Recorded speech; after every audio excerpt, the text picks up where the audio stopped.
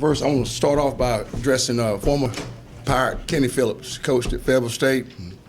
Hampton played here in East Carolina. We gained him this week. Kenny was right nearby Vanceboro, where we know where Justin's from, but Kenny was a dear friend and coach, and we battled against one another, and we gained him this week here, so we're going to try to make sure I want to give him a prayer and shout out to his family and all of his teammates. And Kenny came in right after I did, and the profession lost a good one, but we gained a good one too. Also, Coach O'Leary, a dear friend of mine, a close friend. Wish him well, and now I get a chance to enjoy those homes he has around the water.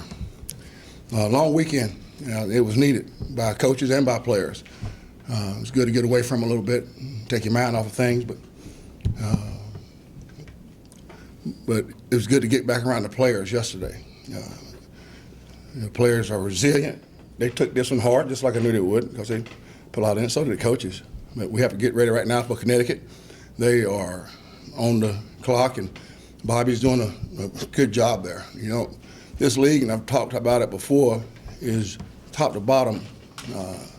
You better have your big man clothes on, and but addressing the Temple game, Temple had a good football team. We had opportunities.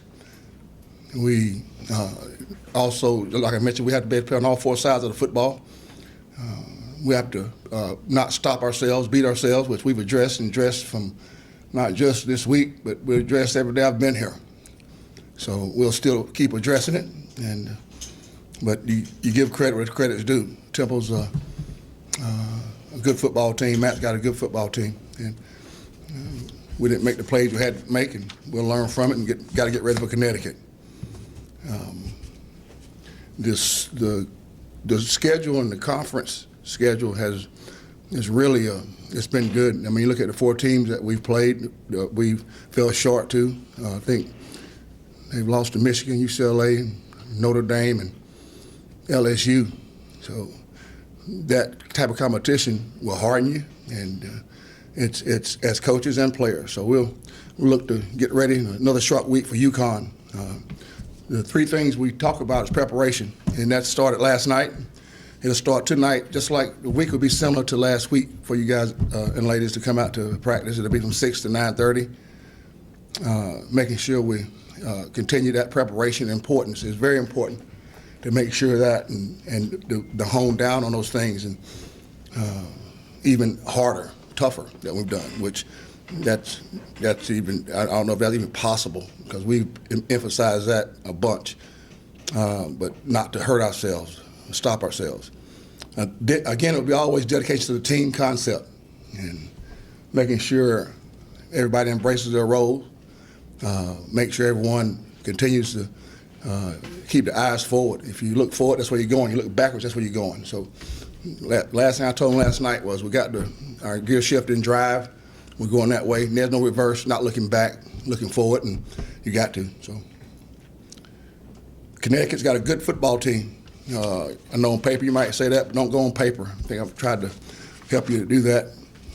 The quarterback watched them play against BYU before we played them, Central Florida, and he's doing what Bobby wants, managing the game. Bryant's a smart player.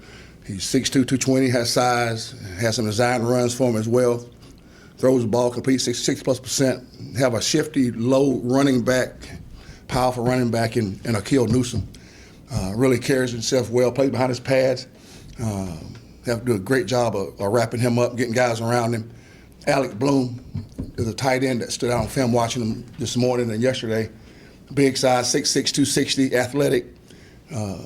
Can block, great blocker. They do a lot of different formations that we have to be aware of and adjust to defensively.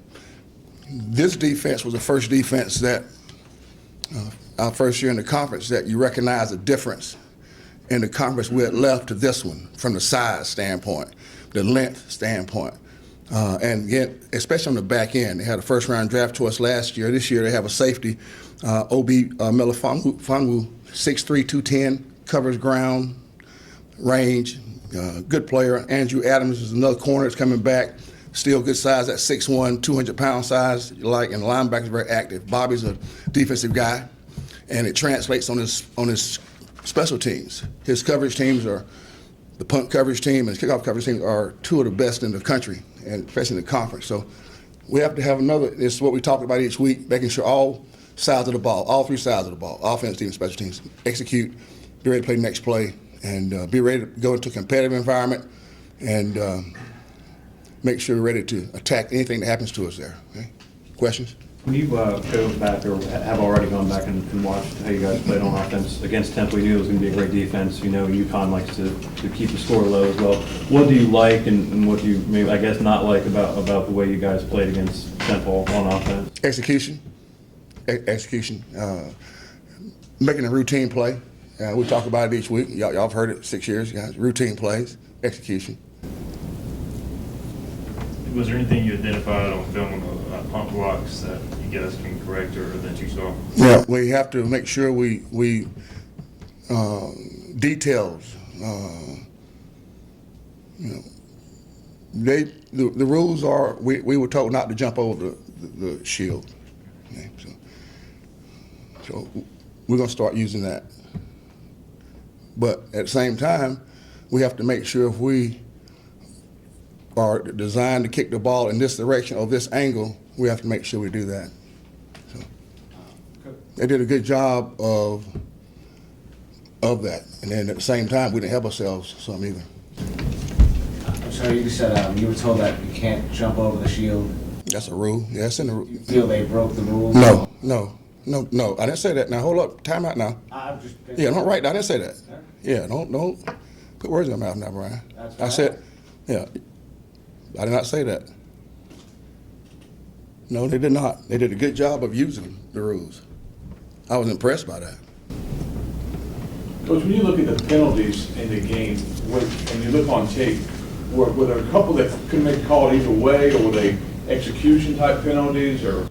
I thought we beat ourselves by, yeah, we were hyped up for the game, but I thought we did things ourselves. The officials was doing a great job, and I told Commissioner Resco to tell Terry and his guys. I told them before the game. They're doing a great job and balancing out, telling me what we're doing. We keep a record every game. I have my manager there recording everything we do. But I thought we hurt ourselves of doing I like the hype, but doing some things that we didn't need to do, and we've addressed that, Brian. And so that was disappointing. And the kids can watch it on film. That's what they were disappointed when they saw it. Coach, how's the Corey Sargent? Coming along good. Got a little reps last night. Hope to see how he does tonight. Marquez Grayson ran well. Hope to see him keep improving. Trayvon Simmons, hope he'll be fine. Some other guys we got to wait on, see how they progress. With protocol from my trainers. What about Livingston in that scenario? Just because he seems to be questionable almost every week. Yeah, he's out getting treatment. You see him, but he won't be ready for this week. Is McNeill's short term, long term? Long term, out for the season. Coach, I know it can be a little bit difficult on Friday nights for recruits to kind of come by. How do you feel about Friday night games? I just like coaching the games. It is hard for the recruits to get up here during the weekday games, but it gives you program exposure. You get a chance to watch you on television and see your program and see your brand. But for the recruits, I mean, and I'm not sure for Bobby what days they play on, but for Fridays, I know a lot of our high school team plays on Friday. It would be tough, but what it does for exposure of our university and program and our league, but I coach whatever day they tell me to coach on. Coach, after a game like Temple, I would assume you're going to rely a little bit more on the leaders to kind of pick this group up. Who's done that for you guys, and who's some of the guys you rely on? Well, this is a quiet team, quiet leaders. Zeke, we called on. Terrell Stanley, one we called on. Offensively, Isaiah Jones. Bryce Williams is a quiet leader, so he doesn't say much. Bryce is quiet, real quiet, doesn't say much. Chris Harrison's, we count him. JT Boyd. Coach, playing in your 9th straight week, is there anything that you guys did in preparation, knowing that the bye was coming so late this season, to help kind of prepare your guys in terms of conditioning and just fitness level, avoiding an injury, anything like that? The biggest that we do is present the year to them. You'd like to have if you want to ask a question, well, I would like to have one about midway, about the 4 games, just to regroup, and then I'm good with that one. But we're not the only team in the country that has. I think Arizona has 10 or 11 plus. There's a lot of guys have double-digit games in a row. But conditioning, that's Coach Connor's expert at that, so that part has been a problem. It's the physicality of our schedule. I mentioned the teams we played. You can see, I know we've done some physical work to the opposing team too as well, but you can see you have to be smarter right now with the guys because of the physicality of our schedule. You got to be ready to go on Saturday, but you got to be smart. Okay, yeah, we want to get our work done, but it's not about the toughness part drill right now. It's about making sure we get everybody lined up because they're not worried about our guys bringing the wood and hitting, but got to make sure their bodies are ready to go into another. This has been another physical game this week, you know. So, but nothing. We always present the schedule to them, but in particular, we didn't do anything special, but just we prepared them for, hey, this is our stretch. This game is on a Thursday. This will be on a Friday. Here's how we're going to practice. And like the difference in this week, we'll be able to get an extra day of work in Wednesday. As last week we had to back it up even tighter. But so a little bit different. We can get almost on a semi-normal schedule.